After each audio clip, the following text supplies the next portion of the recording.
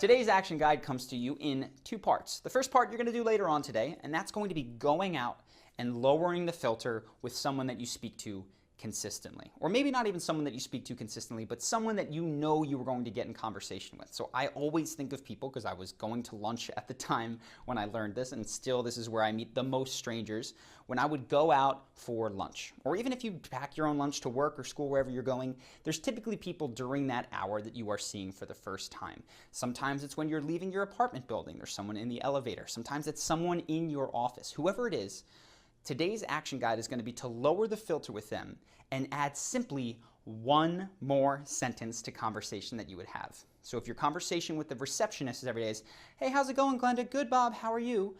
I want you to just lower the filter and say what comes out. It could be for you, "How was your weekend?" And if you normally ask about their weekend and they say it was good, for you it might be, "What did you do?" Or it might be telling them an actual story of what went on with you. It's adding one simple sentence. So right now, think of this person, or think of a time of day where you're likely to encounter someone and you normally don't really get into conversation. And what I want you to do, allow yourself to do, and just imagine this in your head, is adding one extra sentence. That's it. Lower the filter, see what comes out. You don't have to have a brilliant conversation, but this is an amazing first step. The second piece we are going to do right now, and this is something that I originally learned in improv comedy. This is word association.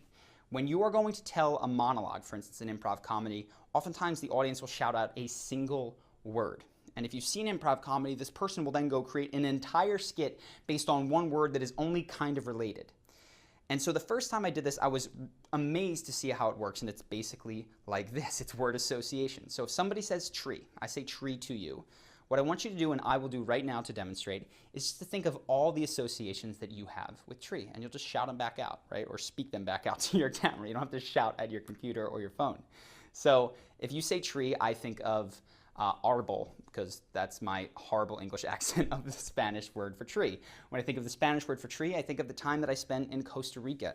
When I think of the time I spent in Costa Rica, I think of my friend who taught me how to dance. When I think of my friend who taught me how to dance, I think of salsa dancing and the fact that in Santa Monica, where I live, there's this outdoor salsa thing that they have every single Sunday. So now I've moved from tree to salsa dancing outside, completely unplanned. That is because I've started to build these lateral connections, and that allows me in conversation not to make those 4 jumps, but when somebody says tree, I can make 1 jump. And I go, this is totally random, but this reminds me, like Arbor Day reminds me of living in Spain, because it's the same word, but whatever. And then I can tell a story based on that 1 leap. So this is a bigger thing. You don't have to do it today, but I want you to work on this word association. So right now, I'm going to say a handful of words, and you just allow yourself to move from one idea to the next idea to the next idea. And the connecting thing is reminds me of, and the goal is to lower the filter.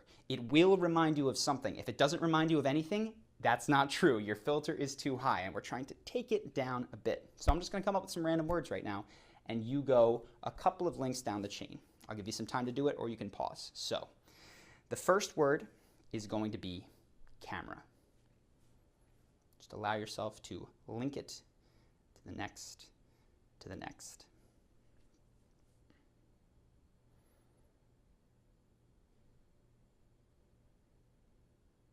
Okay?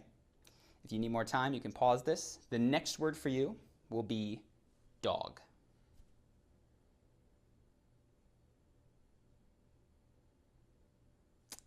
Continue to link it. Hopefully you're realizing that it gets easier when you lower the filter and more interesting. If you're trying to keep it precise, oftentimes you narrow the range of things you can say. Allow yourself to go with whatever it reminds you of.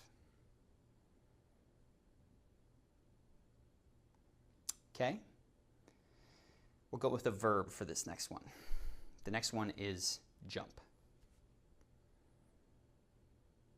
Just allow yourself to link to something else, getting used to lowering this filter.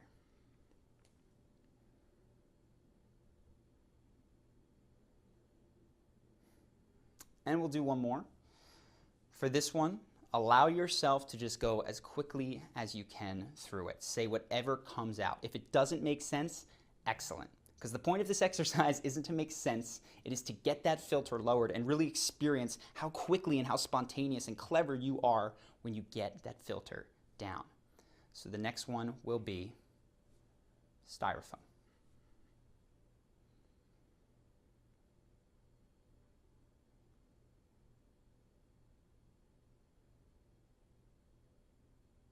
Got it? So obviously, we're not going to go out and just go, oh, that reminds me of, reminds me of, reminds me of. That's not exactly what we're aiming for here. The goal of this is to give you an experience of what a lowered filtered sounds like and what it feels like internally. Are you going to be that free and loose in conversation? No, but like I said, we want to take it down and then build it back up. So go out, do that first piece of the action guide, say one extra sentence to a person that you speak to today. This would also be an amazing time if you would like to recommit to finishing this week in the comments. Those little commitments, especially if they're put out there publicly, can make a huge difference in follow through. So if you'd like to, I recommend that you do that in the comments below. And of course, you can share how today went. I look forward to seeing you tomorrow.